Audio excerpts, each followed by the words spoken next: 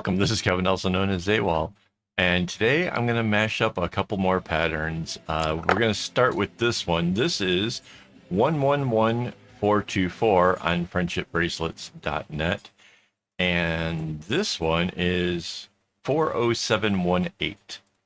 So let me copy this, bring it over to, why did that not work?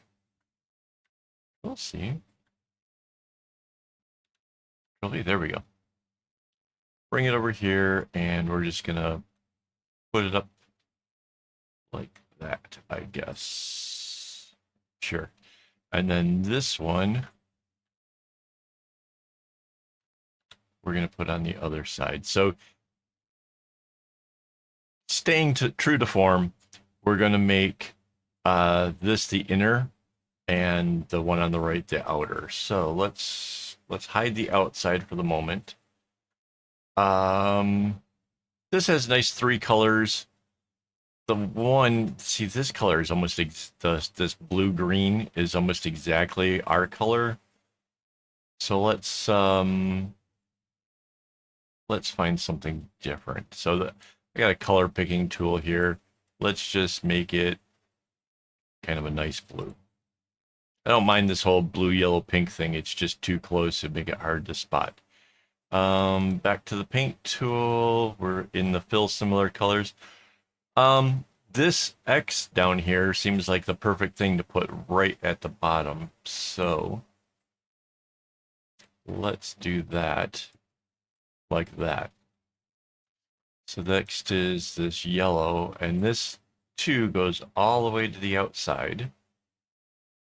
Comes in for like one little thing here, and then comes back in like that. Okay, and then this bright pink makes, it's like two little boxes that are conjoined, which is sort of interesting. And then the blue does the X thing again. That's kind of cute. And then it's the pink in the spaces in between the X.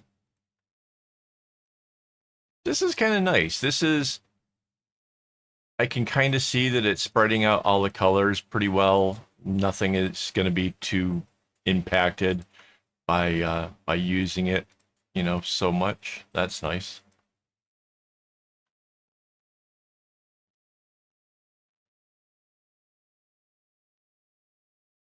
I kinda, if I had to guess which one is going to get used the most, I'm going to guess it's probably the pink. Oh, wait, that's not right. It's just the yellows up here.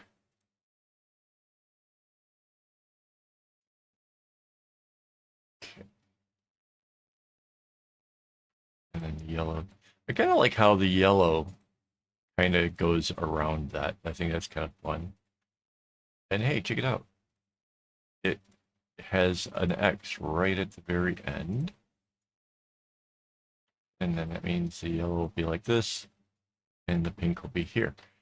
So knowing where our colors are to start, super, super easy, because, well, it just kind of has to be, right? The pink has to be the first one in order to do that. The yellow one is here, and it has to go this way to get to here. So that's how the pink kind of gets bounced out and is out here before it comes in again. That's kind of cool. So this is one of those instances where figuring it out is kind of easy just because things sort of have to be that way for a lot of that, but not necessarily all. So let's take a look what happens now when we bring in this blue, because it can kind of go a few different ways, right? So this yellow can either come out or go in. I'm just going to go ahead and let it go outwards and come back here. Now this blue, maybe the blue goes out this time, so the yellow, I don't like that. I think if the yellow goes out, then it can come in this way easier. So the blue will just stay to the inside a little bit longer. And then the blue comes out, and then it comes in this way. If you noticed, I'm only doing the right-hand side. The whole thing mirrors, so that gives us this advantage of being able to just do one part and then copy and pasting it. Okay, so the blue comes, whoops, that's supposed to be a blue. The yellow goes and does its thing. Yeah, so sometimes there is room for changing, right? Obviously, I don't have to like leave the blue on the inside there.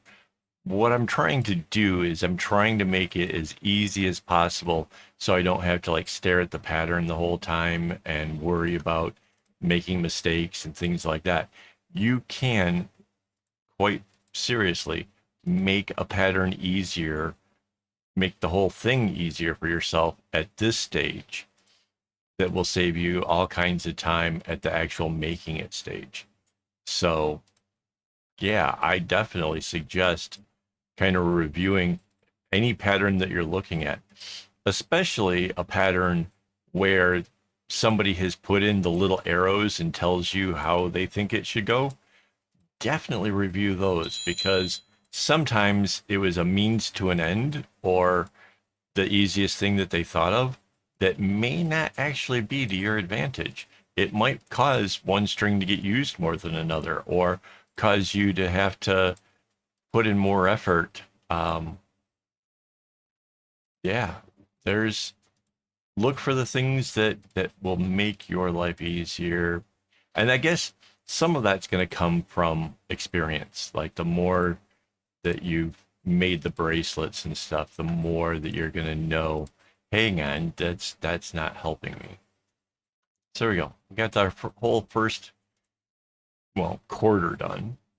So let's, well, I got that thing on a fixed for a square. Okay, so now I can copy and paste that. And then my flip tool. And now the other side is filled in. So now I can go back to my grabbing tool, which will allow me to anchor that layer. And then I can grab the whole top half. Copy. Oh, wait. I didn't get all the way down to our guideline. Control C, Control V. Go back to the flip tool, go down to our line, and it'll go that way. I go back to the select so that it's anchored. So there we go. We already have the first half done. Now to do the outside bit.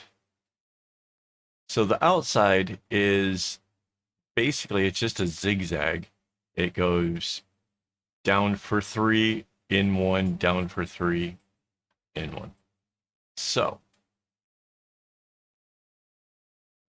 not sure where I want to start. I want to use these same 3 colors because, okay, so this has 6 colors because they're using all of it, right? All 6 strands are going to be there, but we're only using 3 on either side. So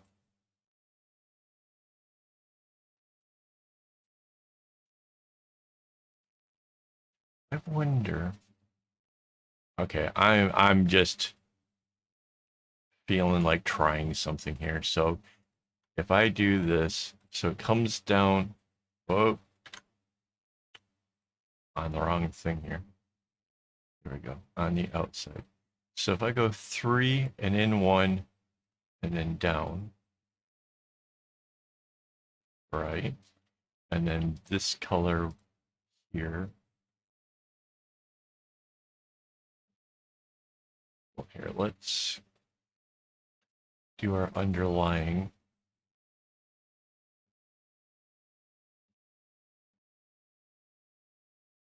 So this one was yellow.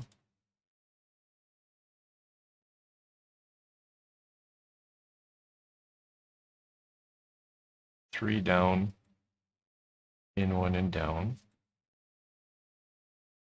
right?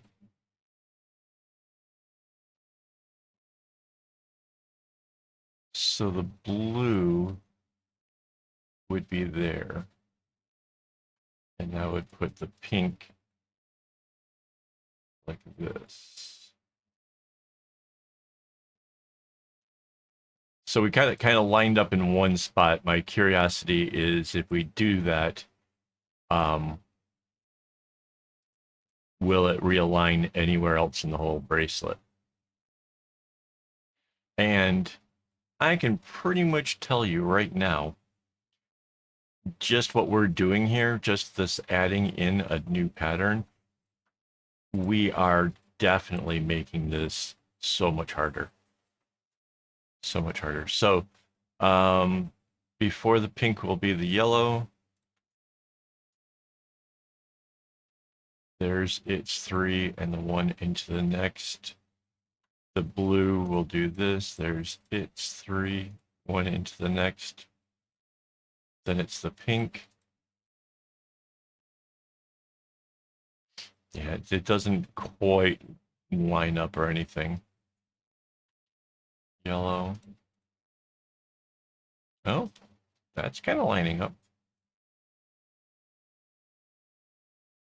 And the blue.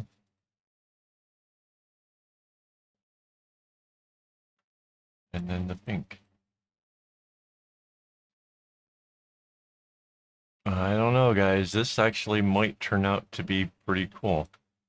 So this one is the pink. And it's going to do this. This one is the blue. We can turn off that for now.